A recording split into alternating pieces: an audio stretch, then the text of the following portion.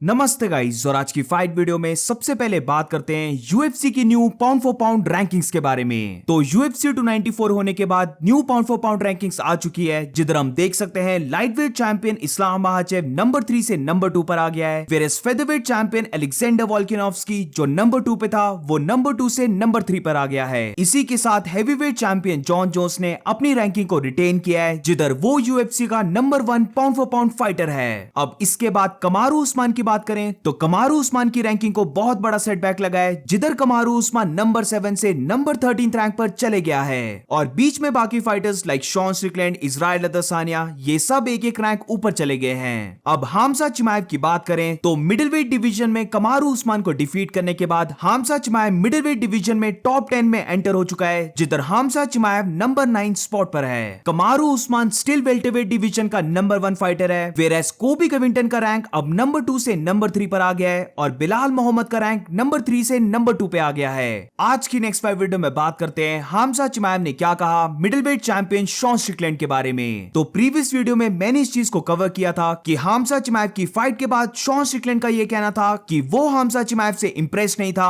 और उसे नहीं लगता कि हामजा चिमाएव ने टाइटल शॉट अर्न कर लिया है। तो शॉन स्ट्रिकलैंड का रिप्लाई देते हुए अब रिसेंटली हामजा चिमाएव ने ट्वीट किया, जिधर हामजा चिमाएव ने यह कहा कि शॉन स्ट्रिकलैंड उसका नेक्स्ट ओपोनेंट होगा और शॉन स्ट्रिकलैंड को वरी करने की जरूरत नहीं है, क्योंकि वो जानता है कि उसने उसको कितनी जल्दी फिनिश कर दिया था। अब इधर हामजा चिमाएव इनडायरेक्टली बात कर रहा है जब उसने शॉन स्ट्रिकलैंड के साथ ट्रेन किया था और शॉन स्ट्रिकलैंड ने खुद एक इंटरव्यू में एक्सेप्ट किया था कि हामजा चिमाएव ने उसे ग्राउंड में सबमिट किया। आज की नेक्स्ट फाइट वीडियो एक छोटा सा अपडेट है फेदरवेट चैंपियन अलेक्जेंडर वोल्कानोव्स्की के बारे में। तो इस्लाम महाचेव से नॉकआउट सफर करने के बाद अलेक्जेंडर वोल्कानोव्स्की के मैनेजर ने रिवील किया कि अलेक्जेंडर को 45 डेज का सस्पेंशन लगा है, यानी कि अलेक्जेंडर वोल्कानोव्स्की को 45 डेज के बाद ही फिर से हेल्दी रूल किया जाएगा, जिसका मतलब यह है कि यूएफसी 297 से पहले अलेक्जेंडर वोल्कानोव्स्की कंप्लीटली हेल्दी हो जाएगा। तो ये देखना काफी इंटरेस्टिंग होगा कि क्या अलेक्जेंडर यूएफसी 297 जो जनवरी में हो रही है उधर फाइट करेगा या फिर नहीं। आज की नेक्स्ट फाइट वीडियो में बात करते हैं बीएमएफ चैंपियन जस्टिन गेची ने क्या कहा लाइटवेट चैंपियन इस्लाम महाचेव और चार्ल्स ओलिवेरा के बारे में। तो बेसिकली जस्टिन गेची का यह कहना था कि वो इस्लाम महाचेव के लिए एक फ्रेश मैचअप है। वो लाइटवेट डिवीजन का नंबर 2 रैंक फाइटर है, जिधर वो डस्टिन पोरिये को नॉकआउट करके आ रहा है। वो जानता है कि चार्ल्स ओलिवेरा अभी उससे आगे है, बट चार्ल्स ओलिवेरा ऑलरेडी इस्लाम महाचेव से हार चुका है। उसने इस्लाम महाचेव से फाइट नहीं की है, इसलिए वो एक फ्रेश मैचअप है और उसे लगता है कि फैंस भी इस मैचअप को ज्यादा देखना चाहेंगे as compare to Islam Makhachev versus Charles Oliveira.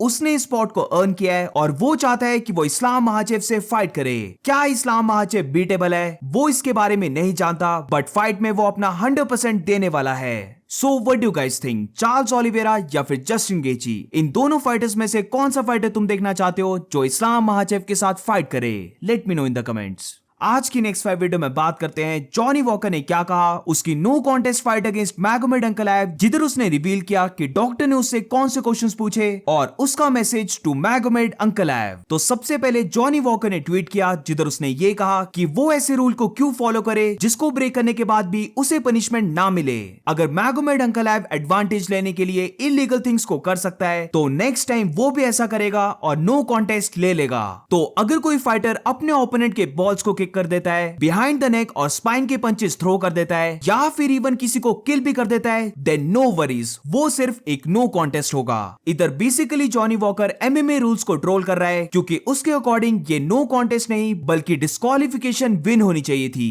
अब इसके बाद जॉनी वॉकर का एक पूरा इंटरव्यू आया, जिधर उसने इस पूरी चीज के बारे में बात की है। तो इन शॉर्ट एक्सप्लेन करूं तो बेसिकली जॉनी वॉकर का ये कहना है कि वो इंग्लिश को काफी अच्छे से समझ लेता है, बट उस टाइम पर जो डॉक्टर था उसकी नेटिव लैंग्वेज इंग्लिश नहीं थी, उसका एक्सेंट काफी हेवी था। मे बी डॉक्टर ने उसे ये पूछा कि ये कौन सी फाइट है, जिसका मे बी उसने आंसर दिया कि ये एक काफी इंपॉर्टेंट फाइट है, ये फाइट उसको टाइटल शॉट के लिए लेके जा सकती है। जॉनी वॉकर ने ये कहा कि जो रूल्स के अकॉर्डिंग उसे 5 मिनट्स मिलने चाहिए थे, एटलीस्ट डॉक्टर को वो उसे देने चाहिए थे और उसके बाद ही डॉक्टर को चाहिए था कि वो उससे क्वेश्चन पूछे।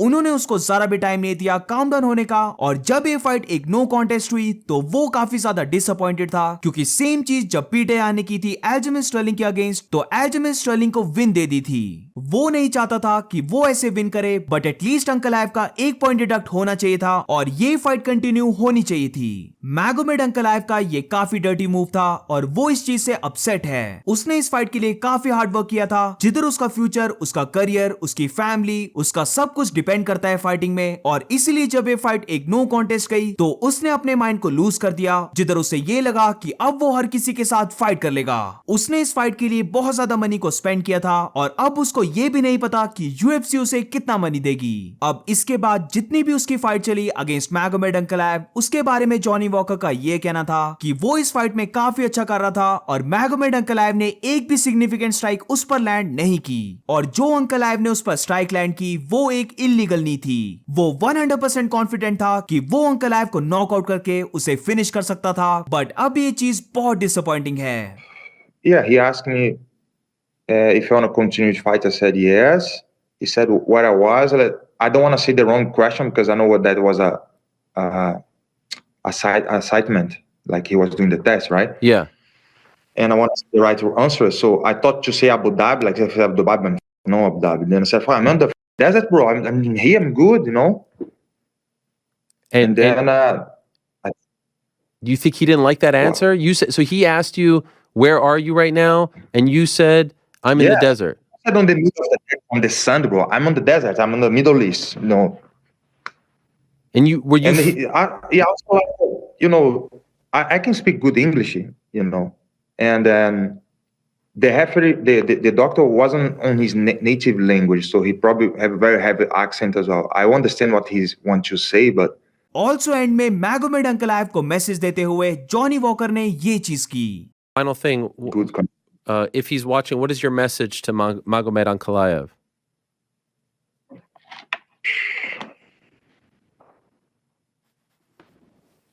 I think he can understand that even if he doesn't speak English or Portuguese or anything.